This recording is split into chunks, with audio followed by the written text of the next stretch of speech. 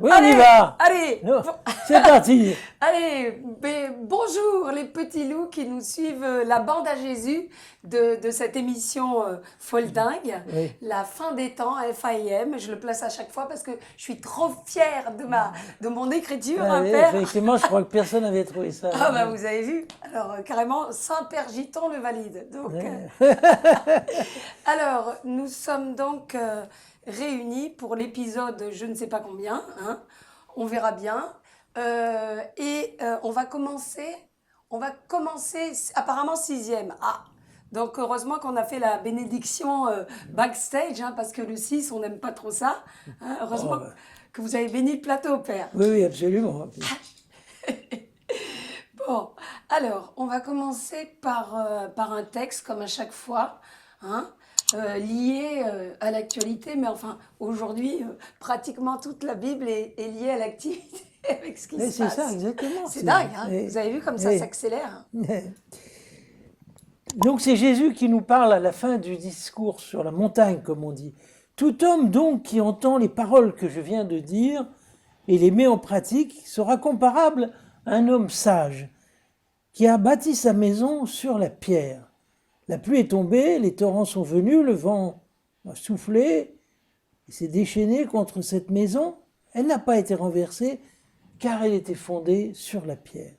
Mais quiconque entend ces paroles que je vous dis et ne les met pas en pratique sera semblable à un insensé qui a bâti sa maison sur le sable. La pluie est tombée, les torrents sont venus, les vents ont soufflé et ont abattu cette maison, et elle a été renversée, et grande a été sa ruine.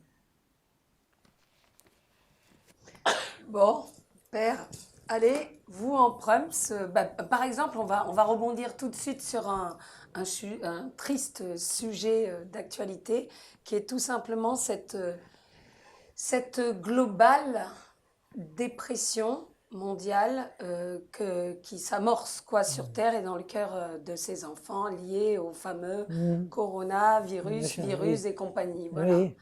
Alors, donc, par rapport à ce texte, justement. Ben, c'est probablement que le monde n'a pas construit sa maison sur du solide. Hein. On voit bien que si les vents ont pu s'accumuler comme ça, comme dit le proverbe, qui sème le vent récolte la tempête. Donc il me semble que cette absence de fondation, hein, on a l'impression qu'on a construit vite des choses, on a construit des choses assez admirables quand même par certains côtés, le progrès de la médecine, le progrès des communications, toutes ces choses sont pas vaines, mais voilà, pas de base. Alors le résultat, c'est que un jour ou l'autre, ça se désaxe et puis les pharois se lézardent et c'est ce qu'on voit. Voilà. On a construit finalement à l'extérieur, l'homme a construit à l'extérieur de lui et en fait, il n'a cessé de se déconstruire lui-même. Voilà. Ça. Et donc il faut prendre le chemin vert, c'est-à-dire de partir des fondations. C'est-à-dire qu'est-ce qui peut fonder notre vie solidement, hein. C'est pas de courir toujours après la dernière nouveauté, c'est de savoir pourquoi nous sommes faits. Parce que si on veut construire une maison, la première chose, c'est de savoir quelle est sa destination. On veut éviter la pluie, les vents, tout ça. On va essayer de trouver les meilleurs matériaux, mais on dirait que la recherche de la nouveauté a fait que souvent, on est au-delà de choses non seulement qu'on ne maîtrisait pas, mais dont à la limite, même la finalité n'était pas évidente du tout. Hein, de lancer une curiosité par-ci, par-là, ça ne répond pas pourquoi l'homme a-t-il été fait. Alors, ça renvoie à cette question de la définition de l'homme. Mais complètement. Et on voit qu'aujourd'hui, justement, c'est ça. Hein. Il y a un comité d'éthique, mais pour qu'il y ait une éthique, par exemple, il faudrait qu'on sache qu'est-ce qui fait grandir l'homme et qu'est-ce qui l'abaisse. Or, je pense qu'ils doivent être c'est pas du tout la question qu'ils étudient, ça. C'est clair. Et c'est justement la conséquence, en fait, Père. Un monde sans Dieu, et je l'avais écrit dans Aux âmes citoyens, mon bouquin là, un monde sans Dieu, c'est un monde qui est lié à s'auto-détruire, quoi. Je veux dire, en choisissant de faire, j'allais dire l'impasse, mais c'est pire que l'impasse, parce qu'il y a vraiment une volonté, quoi, mondiale, et c'est pas lié à telle ou telle politique ou à tel pays.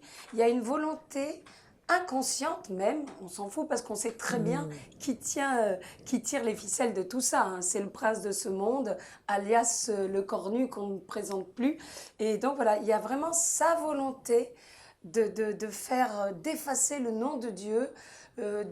Et du coup, bah, les conséquences d'un monde sans Dieu, c'est vraiment d'abord une peur panique, parce qu'on perd vraiment le but fondamental de notre vie, quoi. Si notre vie, c'est juste bouffer, boire, avoir la maison à crédit, la super voiture, et puis après, être soi-même bouffé par les vers, il y a de quoi être dépressif, non?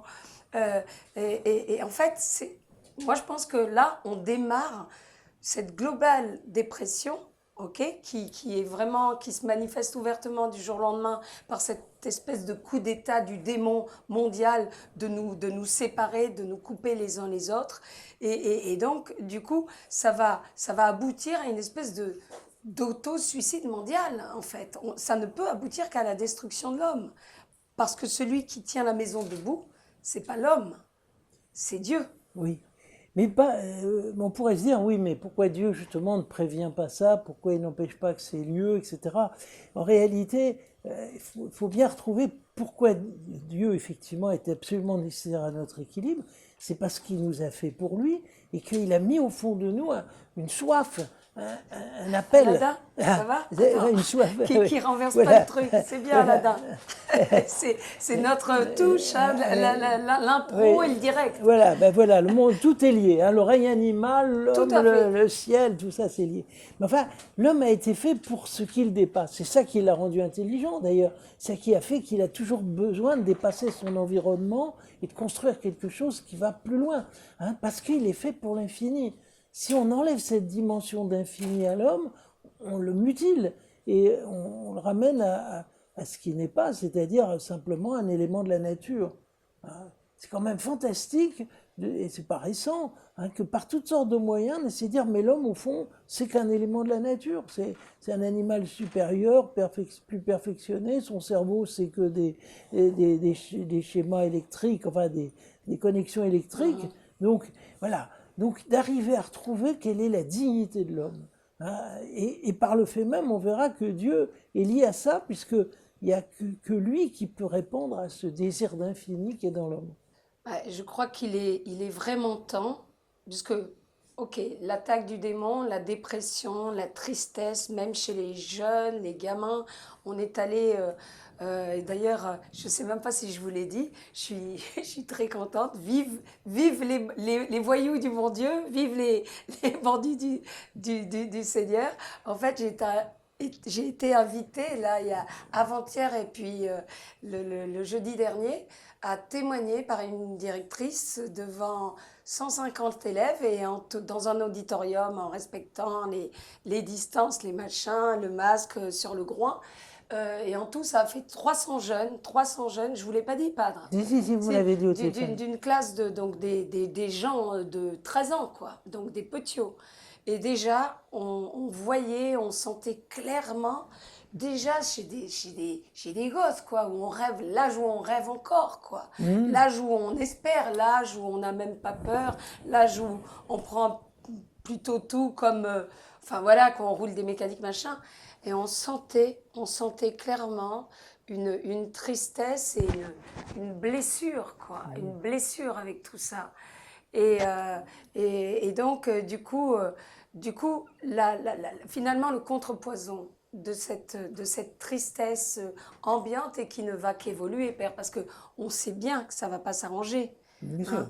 bien sûr. On est clairement entré dans la phase finale, comme dit encore une fois le pape émérite Benoît XVI. Benoît XVI. Voilà, quand une journaliste lui a posé la question, est-ce que vous pensez, cher Benoît XVI, cher pape émérite, est-ce que vous pensez que nous sommes à la fin des temps, quoi? Et il a répondu, non seulement je pense que nous sommes à la fin des temps, mais à la fin de la fin des temps, quoi. Justement liées aux attaques contre la vie qui sont vraiment des attaques frontales contre le Seigneur. Donc finalement, la question est, Père, l'antidote, le contrepoison cette tristesse, de cette panique, de cette peur générale, de cette aussi séparation. Parce que en nous séparant les uns les autres, le démon, en fait, il attaque aussi frontalement Dieu qui est trinitaire, même. Une relation, oui. Oui, bien sûr, mais ben, je pense aussi beaucoup que ça va provoquer une réaction de santé chez beaucoup. Hein, parce qu'il me semble que je la vois poindre déjà chez certains. Dire, attendez, hein, ça suffit. Hein, la joie avec laquelle je voyais des gens s'embrassaient, qui se prenaient les bras, qui se fêtaient. On sent que ça va pas durer. C'est tellement contre nature. Alors bien sûr, c'est savamment mené quand même. Il faut reconnaître que c'est mené de main de maître, hein, parce que en maniant la peur, on voit que les gens, certains n'osent pas. Mais une fois qu'on a franchi la peur, aussitôt la liberté revient. Hein, moi, je crois qu'un jour ou l'autre, il va y avoir une espèce d'insurrection du bon sens et de la joie qui veut dire, mais non, arrêtez vos bêtises, quoi. C'est une histoire de dingue. On a envie de vivre, quoi. Et puis, pour vivre, il ne faut pas perdre les raisons de vivre. Hein. Et donc, c'est d'abord ça qu'il nous faut nous mettre en avant. Bon, bah donc, nous préparons tranquillement, vous et moi, hein, ce moment, cette insurrection de la joie. Et on incite, la joie et à la redécouverte, enfin, des belles choses, et puis de dire qu'il faut pouvoir construire. Parce que, effectivement, il n'y a pas de perspective d'avenir. Hein. On voit bien que pour beaucoup, l'avenir, il est plombé, quoi. Eh ben alors, nous, on a un avenir. C'est extraordinaire. Vous voyez, moi qui ai 75 ans, j'ai un avenir. Enfin, j'ai un avenir en Dieu. 75 ans, soi-disant, sur la carte d'identité, parce que vous et moi, on sait très bien que vous n'avez pas du tout 75 ans. Ah bah oui, moi ça, on peut mesurer selon d'autres 18 critères. grand max, oui. Et moi 14. Hein. Bon, mais enfin, je crois que notre rôle qui va être de réveiller le bon sens, de réveiller une espèce d'immense éclat de rire devant toutes ces bêtises. Et quoi. On va dire, voilà, on va retrouver les choses simples. Hein, les choses simples. Mais en fait, c'est la peur qui nous étouffe. Bien sûr, ben voilà. Mais moi, le jour où j'ai plus peur de cette espèce de machin rampant, parce que à mon âge, je suis le premier visé en principe par toutes ces maladies, cette maladie. Donc, mais au moment où j'ai plus peur, j'ai l'impression que mais ça m'a donné une liberté.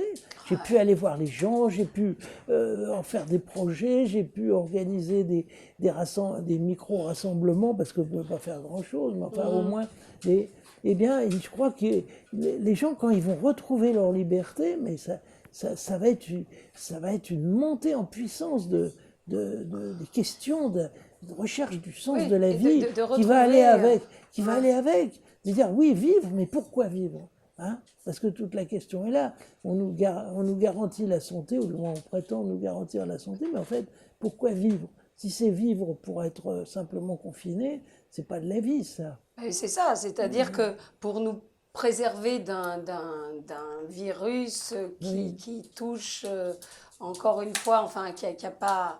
Enfin, moi, je pense sincèrement qu'il n'a pas du tout l'ampleur, Père, qu'on veut que les médias, que tout... Enfin, voilà, et c'est mondial. Hein. L'obstination, quand on va voir les statistiques à la fin de l'année, on va voir qu'il n'y a pas plus de morts dans le monde cette année que l'année précédente. Par contre, il y aura combien de nombres supérieurs de suicidés, de gens au bout du rouleau et de couples qui ont éclaté, et de choses comme ça. Vous vous rendez compte que là, j'ai lu dans le journal que dans le milieu en fait, des entrepreneurs, des sociétés, de tout ça, eh bien, il y avait plus de 20% des gens quoi, du monde du travail qui développaient des burn-out, quoi.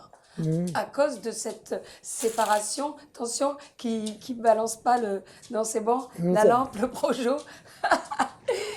Justement, on s'abandonne. C'est ça. Tiens, si les gens voyaient notre plateau là, il y a plein d'humains là cette fois-ci qui sont autour de nous, et il y a les fameux groins, Aladdin et Bella, qui passent sur une espèce de champ de mine entre les projos, entre les caméras, entre machin, mais on a confiance. On n'a pas peur parce qu'on sait que le Seigneur est là.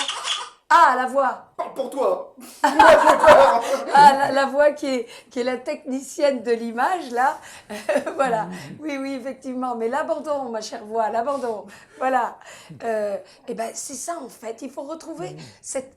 Tout est lié, Père. En fait, ça me fait penser, vous savez, aux trucs, là, les osselets, les machins, non, c'est pas les osselets, les dominos. Il y en a un, voilà, il y en a un qui tombe, tout tombe et machin. En fait, le problème, je crois, chez nous, là, notamment les chrétiens, enfin les croyants, hein, c'est que on a perdu cette confiance, cet abandon, finalement cette assurance que tous les cheveux de notre tête sont comptés, que le Père est là et que le Seigneur nous préservait à l'époque des apôtres. Vous vous rappelez quand le Seigneur dit voilà, on pourra vous prendre, vous vous ferez mordre par les serpents, les machins, vous vous rappelez il vous arrivera aucun mal, on cherchera à vous tuer, à vous des machins. À chaque fois, ils s'en sortaient. Pourquoi Oui, ben, bien sûr, mais c'est... La À chaque foi. fois qu'il y a un désir fort d'aller de l'avant et de construire ses vies, bien sûr, personne ne peut vraiment s'y opposer. Vous savez, les gens qui ont vaincu le système totalitaire dans les pays de l'Est disent que la seule chose qui les a tenus, ben, c'est de dire la vérité. Et de dire la vérité face au mensonge, à un moment, ça lézarde le mensonge. Et les gens on peut plus refuser ça. Et c'est ça, comme ça qu'ils ont vaincu. Hein. Le Solidarność, ils ont dit la vérité. Ils ont dit, ben voilà, le système marche pas. Vous voyez bien, ça marche pas parce que hein, on n'a pas de quoi manger, on n'a pas de quoi être, on travaille pour un pays étranger qui nous exploite, etc. Et donc, en réalité, d'une fois que quelqu'un était capable de dire ce que tout le monde savait, Oui. mais que personne n'osait dire, Et qui prend eh bien, tous les risques, mais après les autres suivent. Le reste, c'est défait. Bien. S'il y en a deux, ça sera nous, Père. Hein. Ben, Hein j'espère. Voilà, même pas peur, le Seigneur est là et on s'accrochera, les gars. Ceux qui nous censurent à droite, à gauche, j'ai été épatée, alors que j'ai un message d'amour et tout. Figurez-vous on m'a censuré à un moment donné. Non, mais attends. C'est délirant. Donc, on ne compte pas du tout. Ah, mon cher père, Oui, on ne compte pas du tout s'arrêter là. Au contraire. Ah, Oui, La voix. censuré pour incitation à la haine. ouais, C'est bien le contraire. j'ai été censurée pour incitation à la haine alors que je ne parlais que de l'amour de Dieu, des saints sacrements, de la joie, de l'espoir de s'abandonner à Dieu et que voilà, et qu'il fallait faire de la résistance amoureuse et pas lâcher les bras, les bras du cœur. Et on m'a censuré, Père, vous vous rendez compte, en disant que mon discours était contraire à la communauté machin et que c'était de l'incitation à la haine, mes propos. C'est surréaliste. Surréaliste. Donc voilà, et je pense effectivement, Père, que il faut qu'on dise à nos frères et sœurs, et vous en tant que prêtre, quoi, il faut vraiment exhorter nos frères et sœurs parce que le mal est en train de gangréner même les chrétiens, les brebis, voilà quoi. On est en train de se laisser petit à petit tous plus ou moins gagner par une espèce de ras-le-bol avec ces conditions de tout sauf de vie. Que nous menons aujourd'hui dans la dictature du coronavirus, quoi. Alors oui, on fait gaffe, mais attention, parce que en voulant trop se préserver notre petit corps, notre petite vie, qui de toutes les manières, tout sera changé, différent maintenant. On le sait très bien. On va porter atteinte à l'essentiel qui est notre âme, notre lien avec Dieu et du coup notre éternité, quoi. Et donc, il faut vraiment... Donc, le contrepoison à cette dépression, désespoir mondial, clairement, il s'appelle Dieu, il y en a pas d'autre, quoi.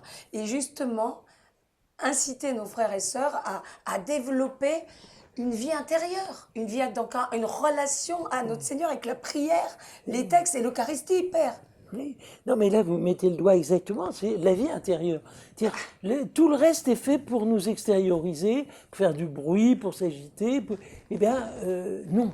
Il faut que nous sachions rentrer en nous-mêmes, que nous sachions descendre dans notre cœur et y voir hein, les belles choses que Dieu y a mises. Hein, et ça, rien que ça, c'est révolutionnaire. C'est une véritable insurrection. C'est de sortir de cette manière de s'excentrer perpétuellement, de sortir de nous-mêmes et finalement de nous perdre, nous diluer dans le monde. Bon, alors on l'a compris ça, mais je crois qu'il faut qu'on le rende très accessible à tous. Par exemple, ce fait massif de la lecture. Moi, de plus en plus, on ne lit pas. On lit, on voit des choses sur l'écran et puis on n'ouvre pas un livre. Oui, oui. Eh bien, je pense que Tout nous c'est glisse en voilà, plus. de rendre le goût de la lecture, hein, de pouvoir redécouvrir des choses importantes qui ont été consignées, d'avoir le temps de revenir un peu en arrière sur ce qu'on a lu, de comparer deux textes, de faire tout ce travail-là. Si on ne le fait pas, bien, d'abord, on n'a aucune culture avec ça, on devient inculte.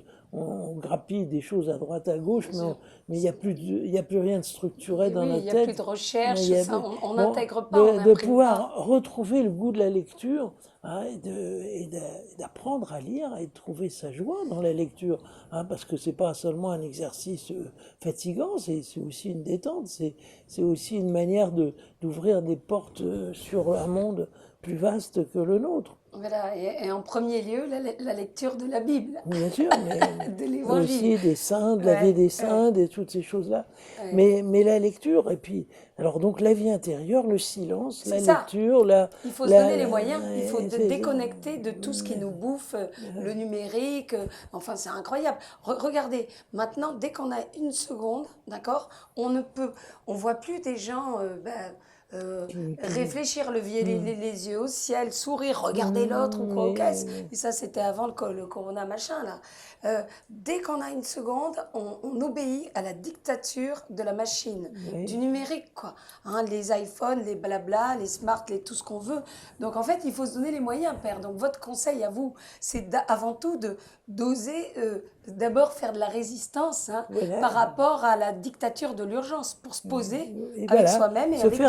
se faire un plan de sa journée, se dire, bon, bah, Voilà. d'affaires, il faut que je retraite mon courrier, ou je vois ce qu'on m'envoie, mais ça va être de telle heure à telle heure, et puis c'est tout, mais c'est pas après. Hein, parce que si effectivement jusqu'au bout on réagit à ah tiens, il y a une notification qui est arrivée, pouf, je vais tout de suite regarder ce que c'est, bah, de fait je serai à la merci de ça, puis je l'attiserai moi-même en le faisant aux Oui. autres, et si bien qu'en fait, c'est une courbe qui n'a pas de raison de s'arrêter. Donc voilà, de savoir régler sa journée, de se dire de telle heure à telle heure, je regarde mon instrument parce que c'est utile, ça me met en rapport avec des gens, s'il y a des rendez-vous à prendre, il y a des choses à faire, bon très bien, mais un temps donné et qui ne gâche pas tout le reste, qui ne fasse pas qu'on soit perpétuellement sous l'émotion d'un message qui arrive. Ben surtout, c'est délirant parce qu'on perd vraiment, petit à petit, on perd non seulement le goût, mais le sens de l'incarnation, quoi. Regardez une journée lambda aujourd'hui, on va dire. Allez, le télétravail, donc, après je sais pas combien d'heures passées au télétravail, qu'est-ce qui se passe? On laisse le télétravail pour le télé-social, hein, au lieu d'avoir le télé, réseaux sociaux et compagnie. Et après ça, qu'est-ce qu'on fait? On laisse ça 3 secondes pour faire la télécommande de la télépizza. Donc c'est terrifiant, quoi. On est abreuvé du matin au soir par les écrans. En plus, ils ont fait des expériences, les médecins voient, et puis moi, en tant que metteur en scène, je peux le dire, les images, elles ont une portée pour faire un peu subliminal et tout. On se fait vraiment pourrir, bouffer quand même par la machine. Et il est là aussi le danger. Parce qu'après, c'est l'addiction, père. Les gamins que je voyais hier, Ah oui, bien sûr, bah, on c'était voit bien avec terrible. la pornographie, la place qu'occupe maintenant la pornographie pour eux, hein, c'est complètement envahissant. Donc, ben voilà, mais il va falloir. Mais ce ne sera pas la première fois que les chrétiens, dans un monde barbare, devront réinventer un nouvel art de vivre, que nous soyons au principe d'une autre manière de vivre, pas celle de nos ancêtres. On ne va pas imiter les gens du temps de Louis XIV, mais on va vivre avec notre temps, mais avec des exigences de vie intérieure, des exigences de maîtrise de notre emploi du temps. Et il me semble que si on arrive à ça, et que c'est pas impossible d'y arriver, hein, eh bien, on va progresser en humanité, on va bâtir sur le roc. Voilà. C'est ça que. Mais C'est ça. moi, je compte quand même sur cette espèce de réaction de santé, hein, de beaucoup de gens qui vont bientôt dire on en a assez de tout ça. Hein. Ouais, ça, On veut sent. autre chose. Hein. On veut autre chose, et bien c'est à ceux-là qu'il ne faudra pas les décevoir. Il ne faudra pas seulement desserrer quelques liens, et il faudra trouver la profonde liberté intérieure qui elle, doit être la nôtre. Oui, mais là, il faut vraiment ce que le Seigneur nous demande, Père, en fait. Finalement, ça me fait penser aux apparitions de la Vierge Marie à Fatima et tout. Le truc number one. Et comme disent les Juifs, ils appellent ça la teshuva. C'est un retour vers Dieu. Voilà. En fait, le truc fondamental, c'est une véritable remise en question par rapport à nous et notre relation à Dieu. Là, on parle, ce sont des personnes de la bande à Jésus ou en recherche du Seigneur qui nous regardent là. Eh bien, voilà quoi. Se remettre en question sachant que la conversion en question, hein, eh ben, elle est jusqu'à la fin. Et donc, remettre en question, c'est comme un couple, quoi. À un moment donné, on sent que c'est fragile. On se remet en question, voilà, en tant que participant à ce couple. Et donc, cette relation amoureuse avec Dieu. Parce que voilà, je pense qu'il est temps de nous ajuster vraiment à son amour, à sa volonté, à sa tendresse, à ce qu'il attend de nous.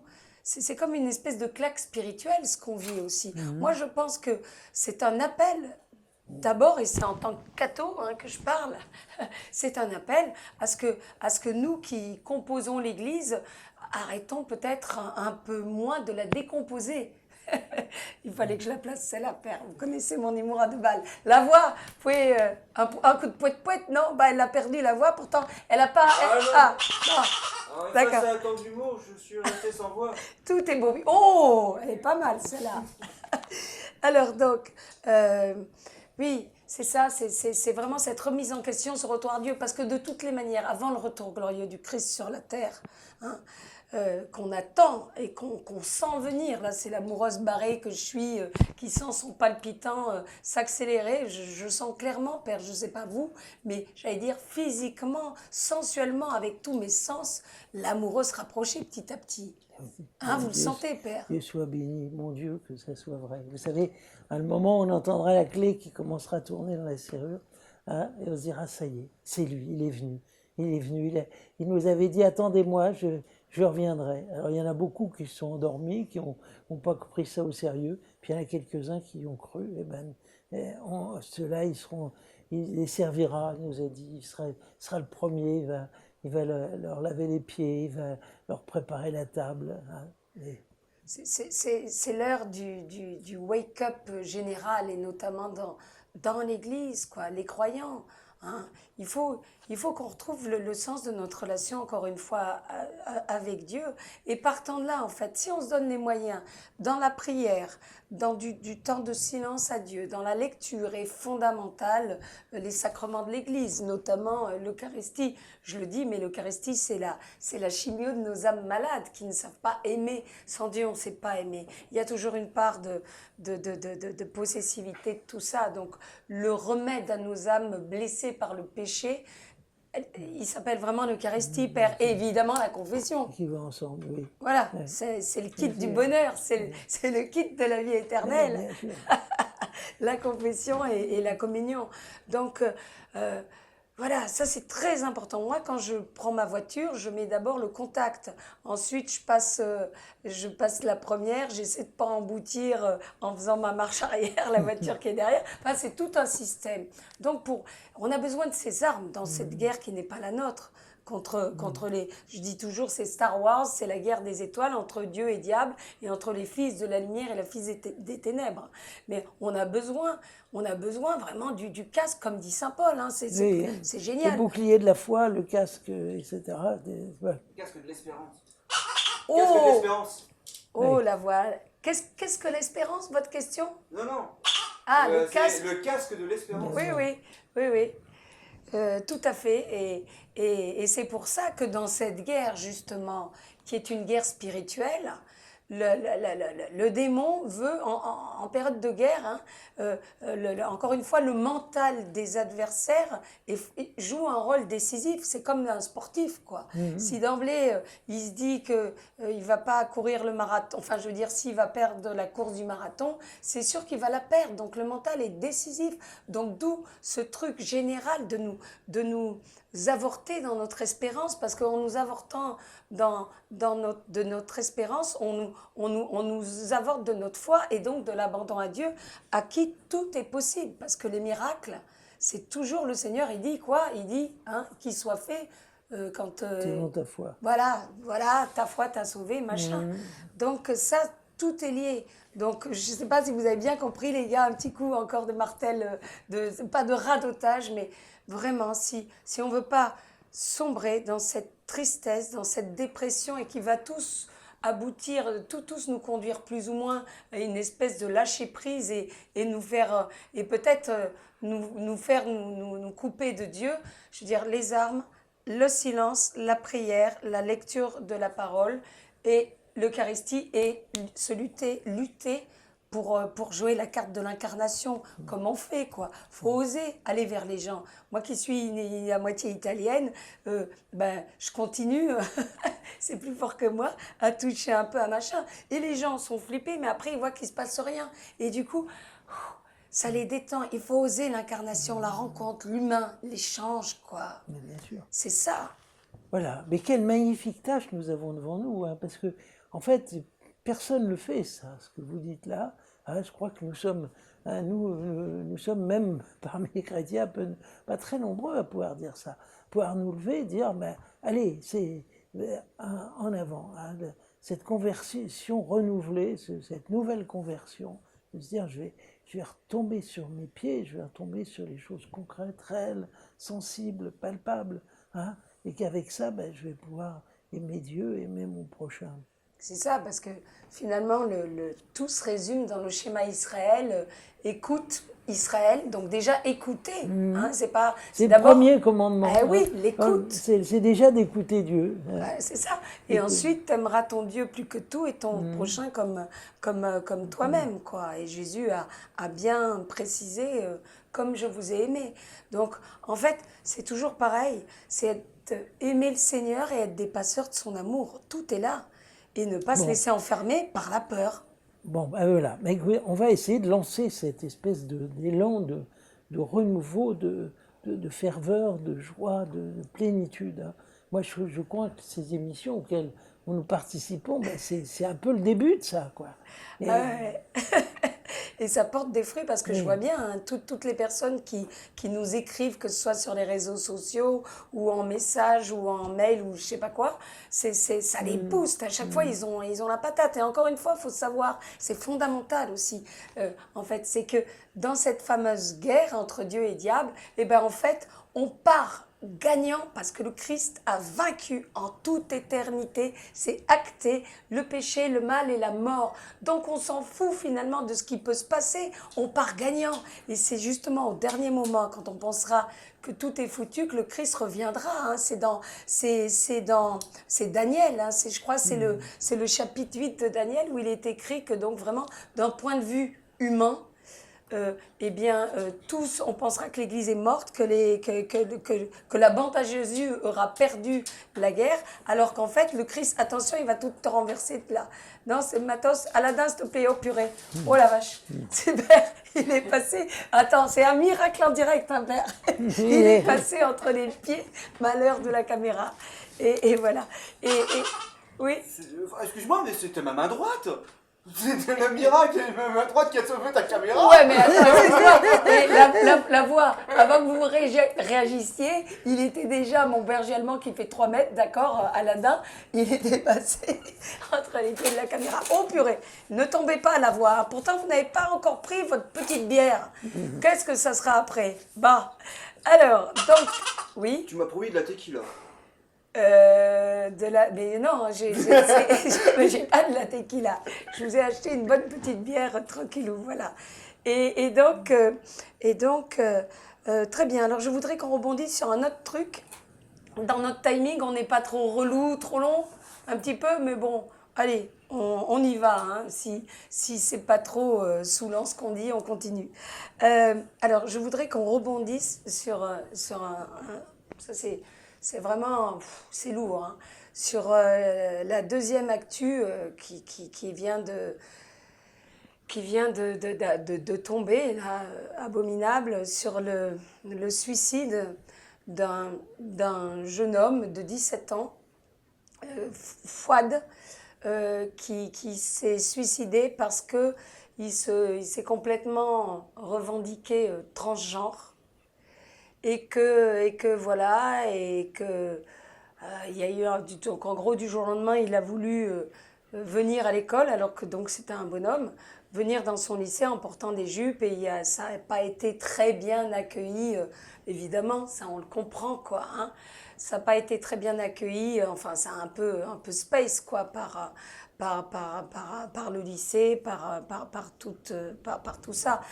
Et ce jeune homme donc qui s'est donné la mort, c'est quelque chose de totalement d'abominable, mais d'abominable non seulement par rapport à sa souffrance qu'il a portée jusqu'à cette extrémité de mettre fin à ses jours, mais abominable aussi par rapport à ce qu'un truc pareil arrive aujourd'hui, à notre époque, en 2020, bientôt 2000, dans quelques jours, 2021.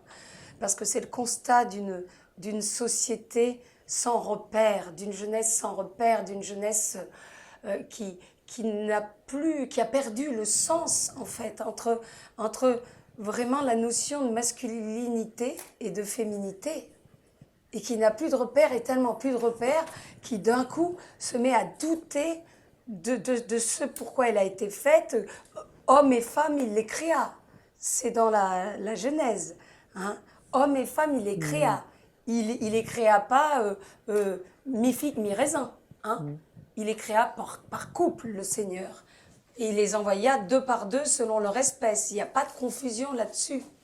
Alors comment se fait-il? L'horreur, c'est qu'on arrive à un triste constat aujourd'hui, qu'on en arrive à des aberrations comme ça, parce que cette peur, cette espèce de revendication complètement anti-Dieu, hein, c'est nous, nous les plus vieux, quoi, avec vos 18 ans et mes 14 ans, qui sommes arrivés à une telle société mondiale où on ne comprend plus ce qui se passe. On ne se retrouve plus dans ce monde.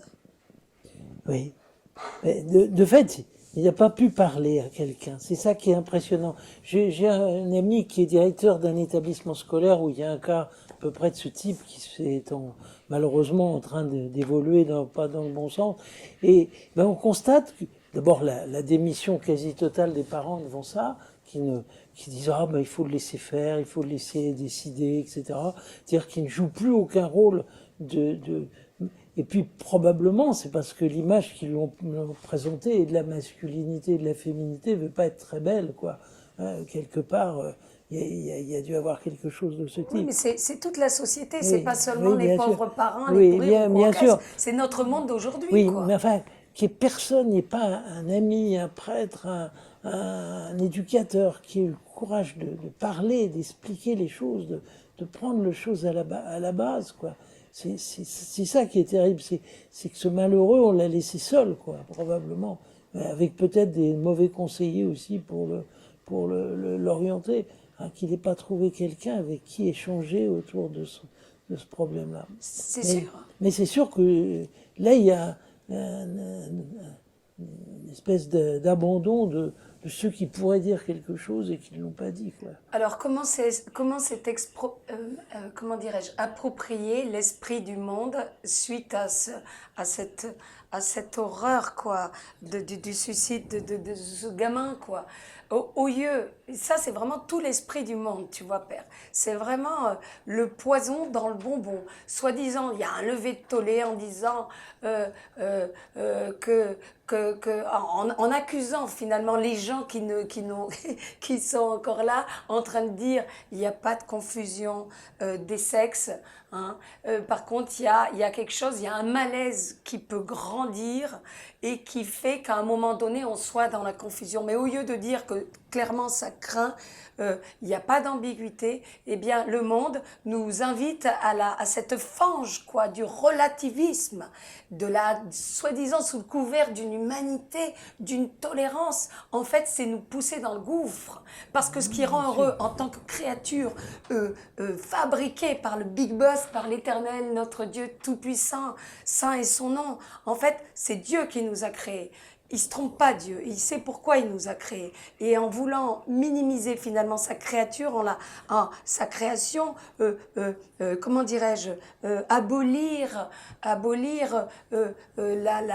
la frontière des sexes, comme bientôt la frontière des espèces, entre les opérations entre les hommes et puis le mélange, les chimères et tout ce gros délire, quoi. On détruit l'homme. Donc ceux qui croient faire au titre un acte d'amour, de tolérance, de respect pour les créatures, en disant qu'en gros maintenant on a le droit de faire, c'est bien pour notre épanouissement de changer de sexe, d'un coup de ce machin, demain, pourquoi pas, il y en a, moi qui ai une part très animale, très incarnée, qui aime les animaux, je peux aussi me prendre pour un cochon quoi, ou une louve. Hein, ça n'a plus de limite ce délire. Oui. Et ça détruit l'humain. Mais voyez, Nathalie, pendant des siècles, on a vécu de façon stable autour d'évidences qui étaient partagées, même en dehors de questions religieuses, enfin, qui étaient partagées par l'ensemble de la société, étaient partagées par toutes les religions, etc. D'un coup, on a découvert qu'il y avait des choses qui étaient mobiles, enfin, ne fût-ce que par la médecine qui peut nous soigner en mettant un rein artificiel ou toute chose excellente en demeurant. Donc, en réalité, il y a eu un déficit, à mon avis, du côté des chrétiens et puis de ceux qui étaient à même de réfléchir, d'essayer de montrer d'aller jusqu'au bout de ces questions nouvelles qui se posaient. En fait, on n'a pas travaillé là-dessus. Vous savez, les fameux gender studies qui se sont répandus dans les années, rapidement, quoi, dans les années 60. C'est quoi ça? C'est quoi? C'est-à-dire des études qui étaient faites sur des cas limites, justement, en disant, bah, voyez, la distinction n'est pas si nette entre l'homme et la femme, etc. Il y a eu en étudiant tous les cas qui pouvaient se présenter, et puis en montrant que dans l'histoire, il y avait eu des répartitions de rôles différents entre hommes et femmes, etc. Donc, toute cette accumulation de travaux qui est maintenant ont été mis sur le marché. Face à ça, j'ai l'impression que les chrétiens et ceux qui ont un peu la même vision des choses qu'eux, n'ont pas, c'est-à-dire ceux qui croient à une loi naturelle, quoi, que Dieu a mis un projet constitutif dans l'homme, ils n'ont pas fait le travail qu'il fallait pour essayer d'être au même niveau de spécialisation, d'approfondissement que ceux qui détruisaient.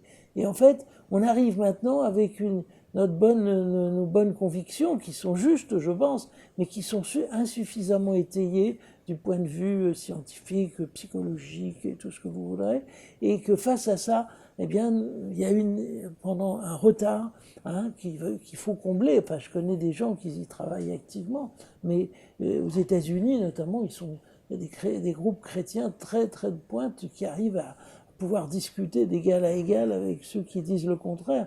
Les mouvements pro-vie aux États-Unis ont réussi à argumenter de façon tellement forte que ils sont sur bien des points en train de gagner l'opinion publique. Hein. Mais chez nous, c'est pas le cas parce que on n'a pas fait ça et que il va falloir qu'on soit capable de penser cette relation de l'homme et de la femme. Vous en parliez, c'était telle richesse dans ce que Dieu nous a confié. Bien sûr que c'est capital et que si on abîme ça, on abîme énormément de choses. Mais comment le dire aujourd'hui? Comment le dire avec le travail qui fait que bon bah on prend tout le monde est un peu équivalent. Qui peut le dire face à un abaissement justement c'est délirant, c'est la confusion la plus complète, la marque du démon, oui, mais voilà, la confusion. Mais avant de le condamner, vous voyez, à mon avis, il faut le comprendre, il faut arriver à aller plus loin que ceux qui ont attaqué. C'est pas simplement en se défendant dans nos positions. Non, mais père, c'est pas une condamnation. Ce que moi, excusez-moi, dans ma life, d'accord, j'ai bourlingué. je suis ce qu'on appelle une convertie, même si j'avais la foi et que j'étais pratiquante. Donc je connais tous les milieux, je connais tous ces gens-là intimement, les endroits gays, tout ça, je connais par cœur.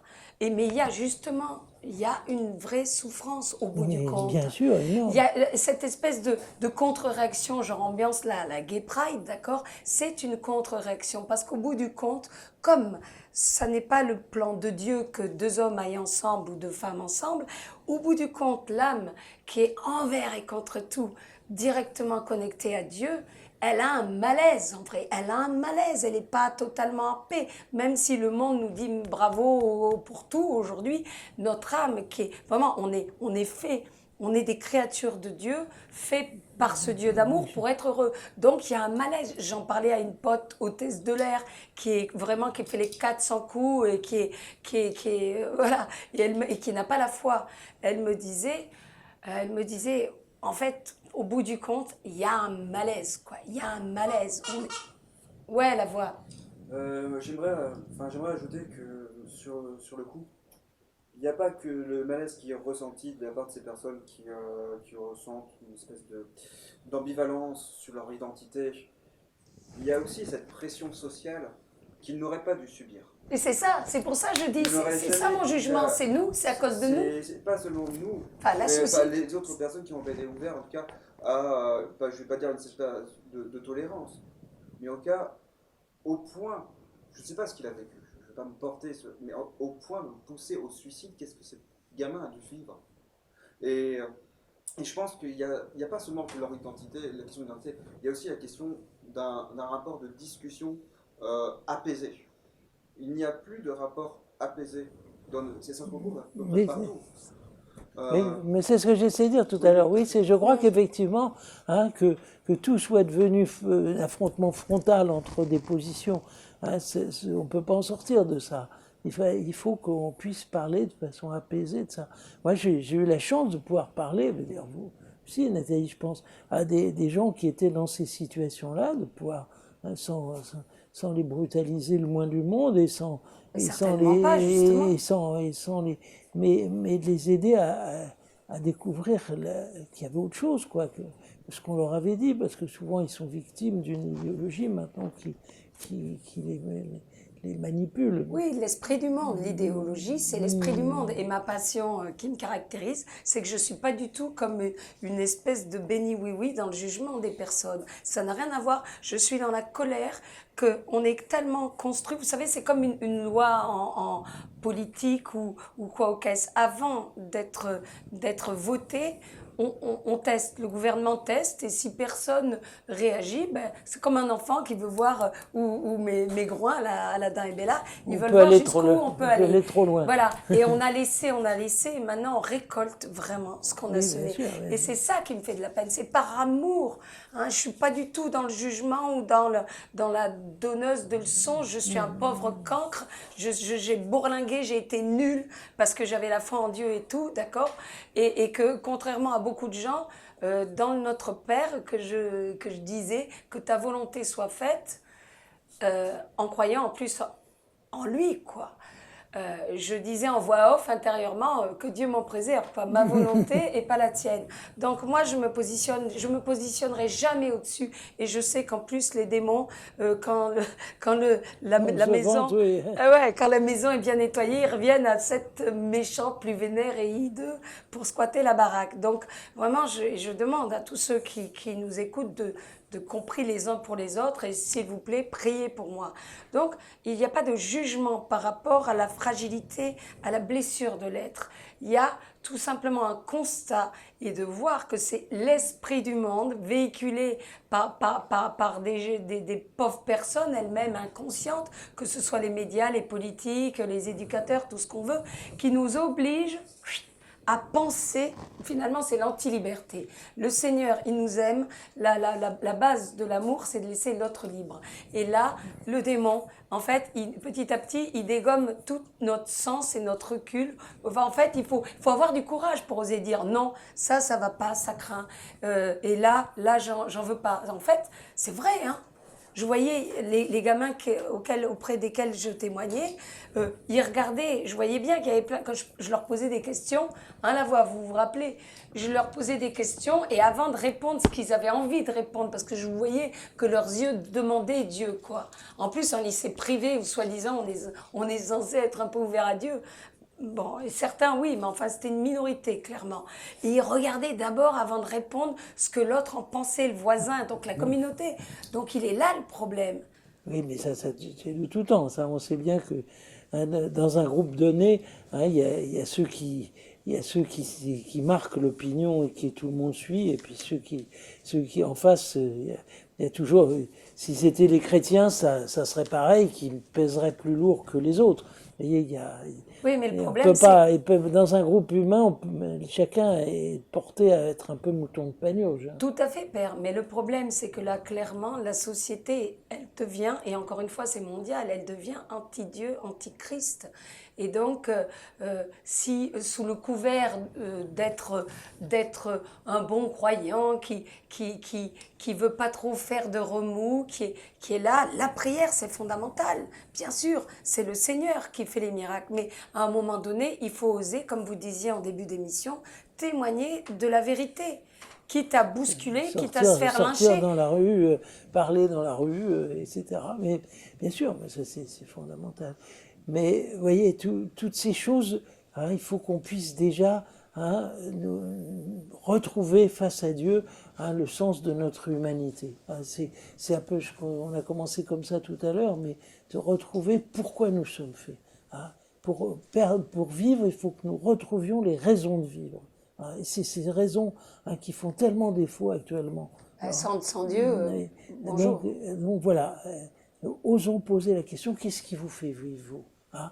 Et dans la rue, moi, ça m'arrive de poser la question aux gens, qu'est-ce qui vous fait vivre Alors certains disent, bon, je sais pas, c'est la famille, c'est le travail, mais aucune de ces choses à elles seules ne peut faire vraiment vivre. Même si ces choses sont utiles, elles ne sont jamais tout. Il y en a qu'un seul qui peut être notre raison finale de vivre. Et c'est souvent comme ça qu'on peut faire découvrir aux gens que dès qu'on se lève le matin, on se propose un but. Qu'est-ce qu'on va Pourquoi se lève-t-on? Pourquoi fait-on l'effort de se lever hein, on pourrait rester se coucher jusqu'à ce que mort s'en suive. On va se lever, on va bouger. Eh bien, on a des buts, on dit, moi je me lève parce que je vais travailler. Puis pourquoi je vais travailler? Parce que j'ai ma famille. Pourquoi j'ai ma famille? Mais enfin, finalement, qu'est-ce qui va faire qu'on sort de soi, qu'on fait un effort? Sinon, parce que finalement, on a à l'horizon quelque chose de tellement pressentiment qu'il pourrait y avoir quelque chose de tellement plus fort que tout ça qui justifierait tous ces efforts. Que nous sommes faits pour être aimés infiniment et pour aimer infiniment. Et c'est parce que nous avons ça au fond de nous-mêmes que nous faisons tout le reste.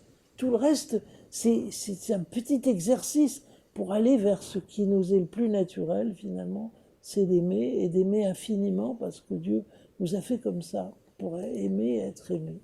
Et on revient encore une fois aux deux plus gros commandements, aimer Dieu plus que tout et aimer son prochain comme il nous aime.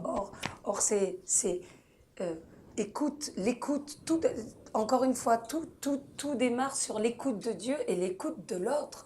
Regarder, l'écouter, le comprendre, le sentir. Et vous savez, Père, j'ai remarqué, moi, l'incarnation justement, le fait de toucher, ça va beaucoup plus loin que un truc tactile, un truc gentillounet, rassurant. Je veux dire, l'incarnation, c'est aussi un moyen, un outil pour faire passer la présence de Dieu. Bien Complètement. sûr. Et là, avec tout ce qui se passe, c'est terrifiant, quoi.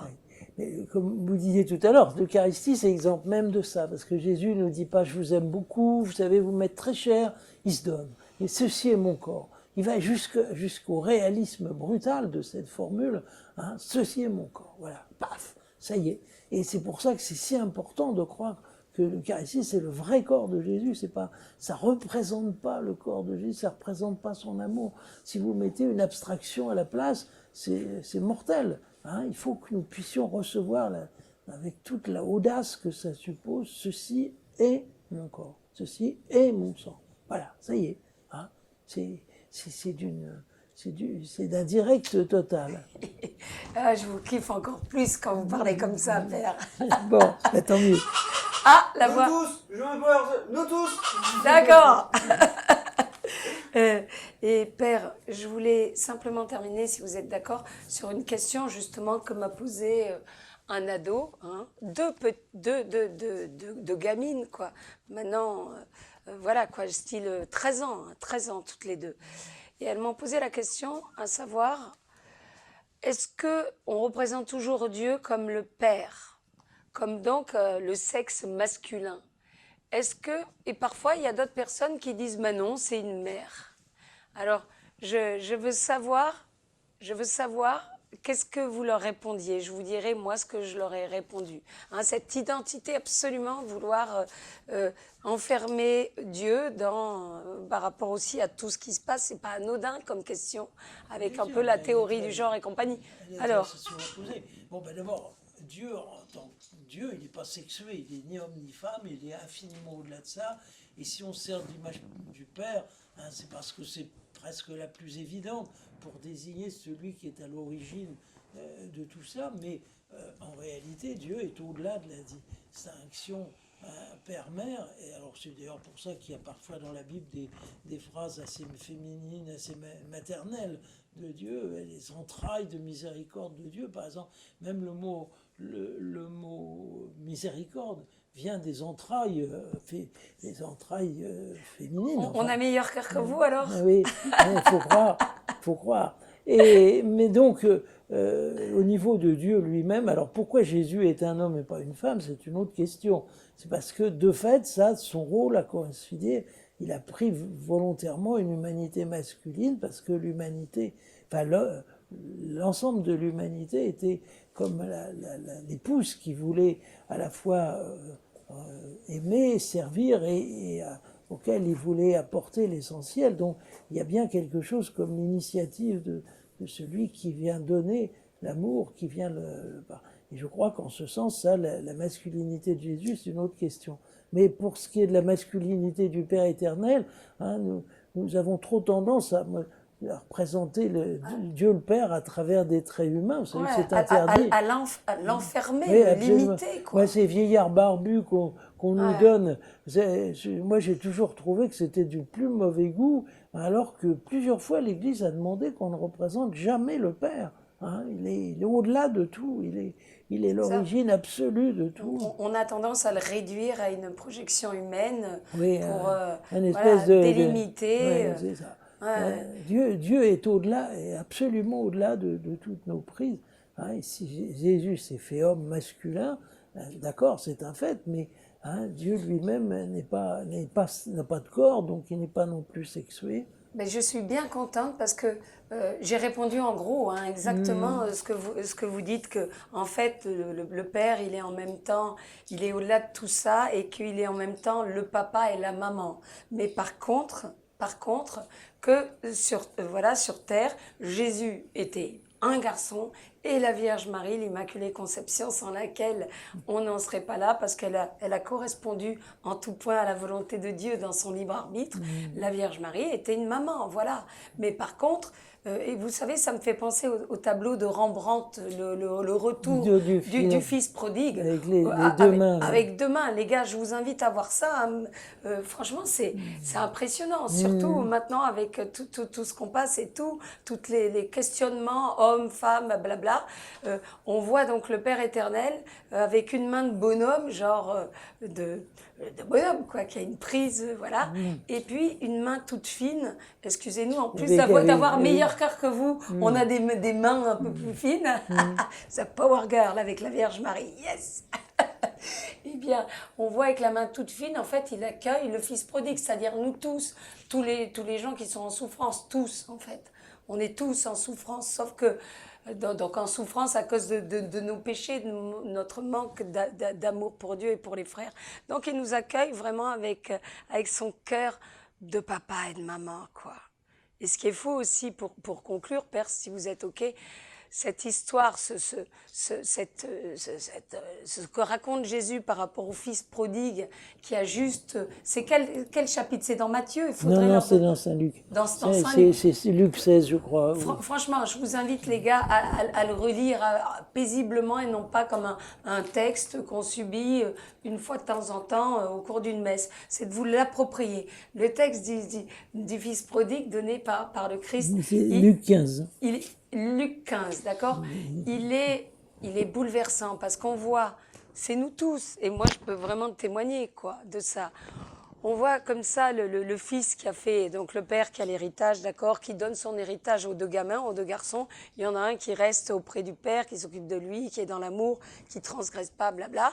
Et puis il y a l'autre qui va faire la fiesta et qui crame sa vie, quoi, en faisant des conneries, clairement. Donc, ce fils en question prodigue, il revient, il n'a plus le choix, il revient vers Dieu.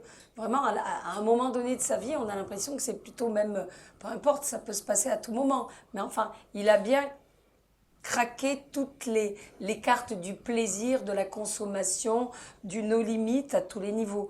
Et le père, en fait, il n'a pas bougé de place. Quand le fils qui a fait les 400 coups, donc nous tous, est parti, le père est resté en stand-by, quoi, comme un arrêt sur image.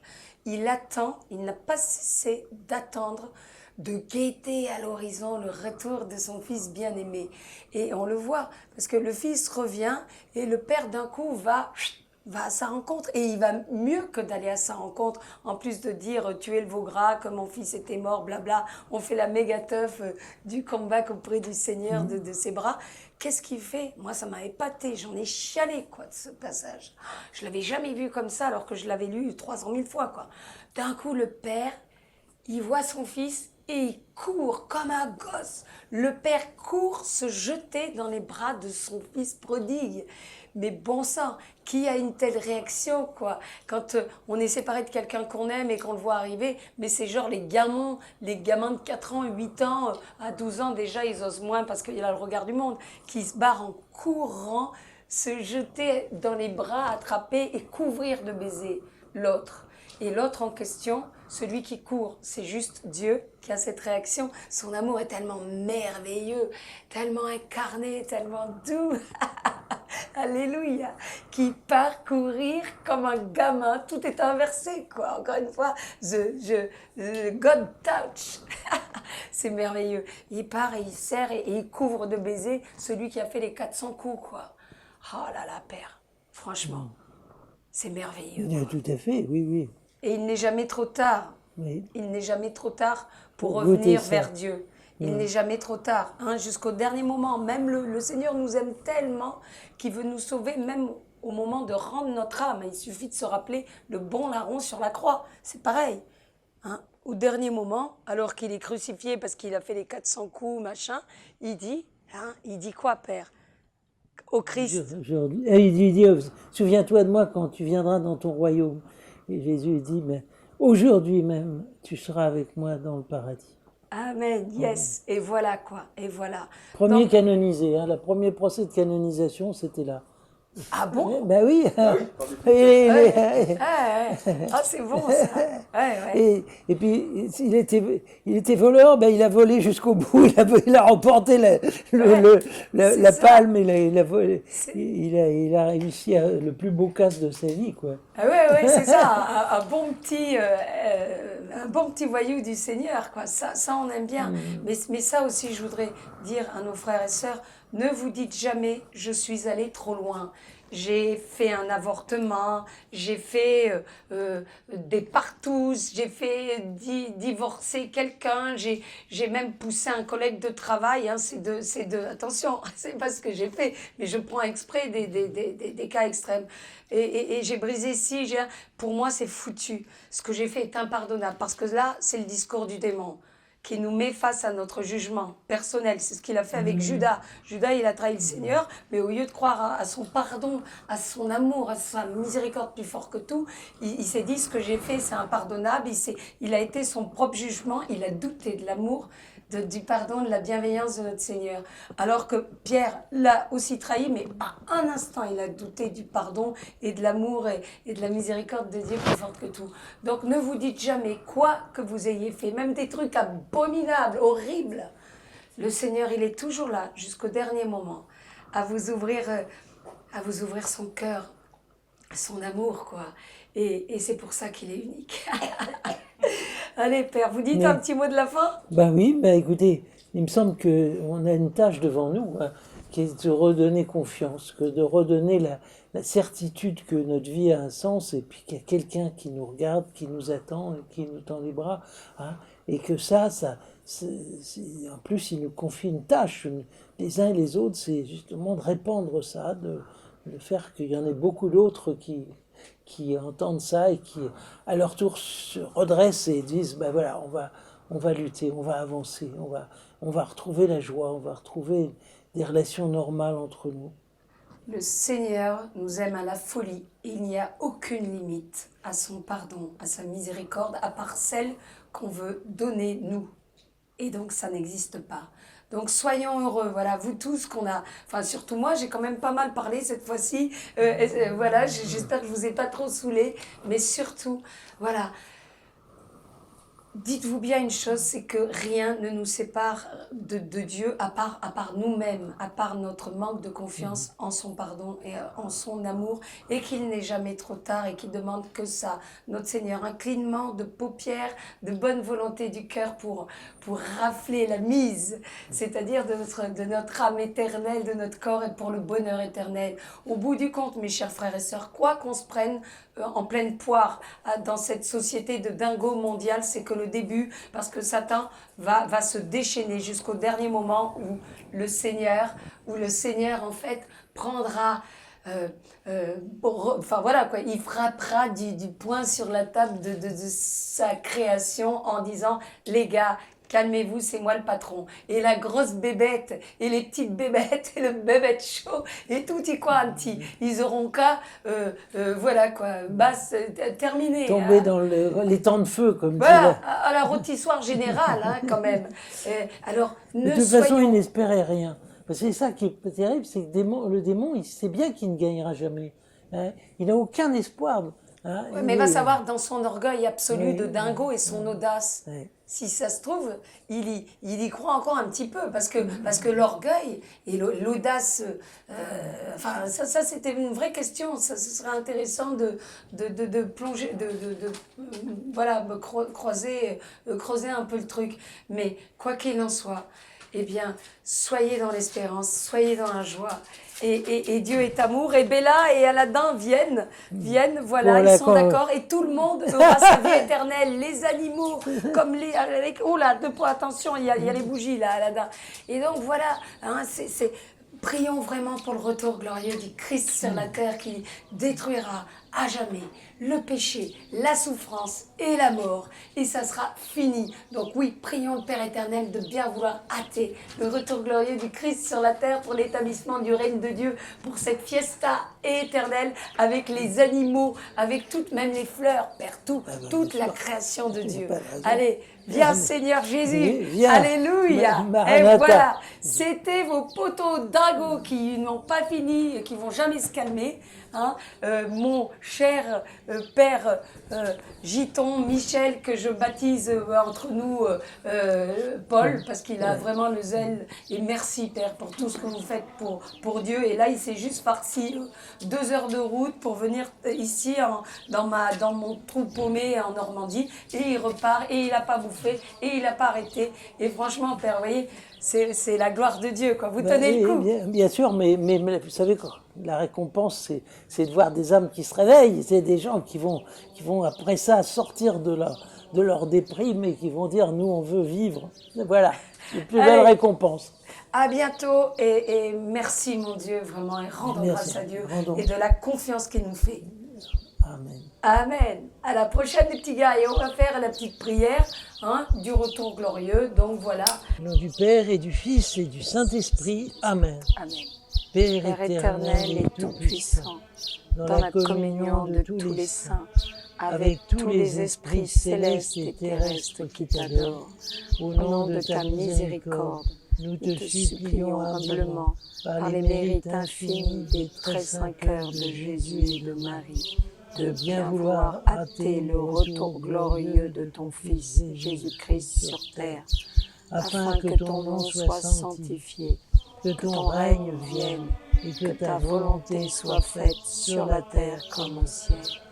Père bien-aimé, sois attentif aux louanges et aux satisfactions que t'offrent les très saints cœurs de Jésus et de Marie, en notre nom à tous, au nom de tes créatures et de ta création tout entière, spécialement au nom de ton Église et de tes élus, pour que l'heure du retour glorieux du Christ sur terre soit accomplie, que ton évangile, Seigneur, soit proclamé à toutes les nations, que le Christ revienne dans sa gloire de ressuscité, de Fils de Dieu, par le triomphe de son sacré cœur et du cœur immaculé de Marie, pour détruire à jamais le mal et la mort, et établir ton règne et ton royaume, afin que soit manifesté, Seigneur Dieu Tout-Puissant et éternel, auprès de toutes tes créatures et de toute ta création, dans tout l'univers visible et invisible, ta puissance et ta gloire éternelle qui ne passent pas. La puissance et la gloire éternelle de l'agneau vainqueur à tes côtés.